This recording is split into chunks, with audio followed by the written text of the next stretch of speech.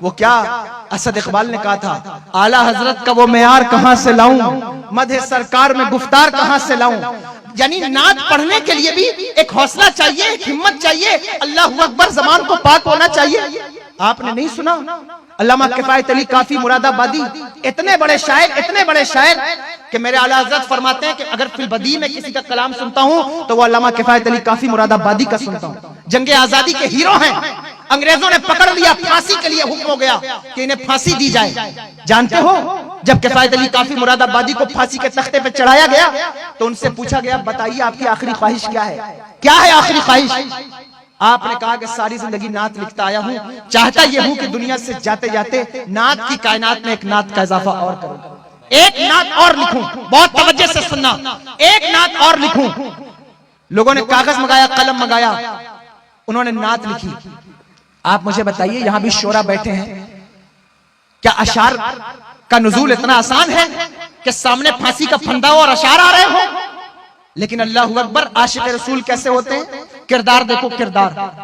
انہوں نے نعت لکھی، ایسی نعت لکھی خدا کی قسم، کہتے ہیں کوئی گل باقی رہے گا نہ چمن رہ جائے گا، پر رسول اللہ کا دین حسن رہ جائے گا.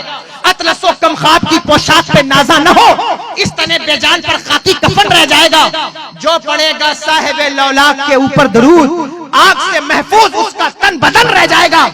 اور ایک مصرے میں پورے برطانوی سامراج کو چیلنج کرتے ہوئے علامہ کفایت علی کافی مراد آبادی نے کہا تھا، نام شاہان جہاں مٹ جائیں گے لیکن یہاں حشر تک نام و نشانے پنجتن رہ جائے گا. جب انہوں نے یہ شعر کہا اللہ اکبر، ان کی سزا بڑھا دی گئی. انگریزوں نے کہا انہیں ایسے نہیں ماریں گے بلکہ ان کو مارو کیسے؟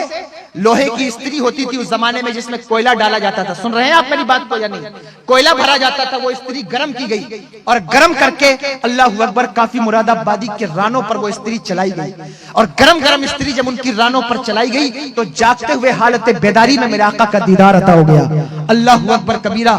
جب علامہ کفایت علی کافی مراد آبادی نے حضور کا دیدار کیا تو آنکھیں نمناک ہو گئی، آنسوں سے اشک جاری ہو گئے آنکھوں سے. کہا یا رسول اللہ صلی اللہ تعالی علیہ وسلم، اگر مجھے پتا ہوتا کہ آپ کا دیدار استری چلوانے سے ہوتا ہے تو کافی بہت پہلے یہ استری چلوا چکا ہوتا. یہ نعت پڑھنے کا طریقہ میں تمہیں بتا رہا ہوں.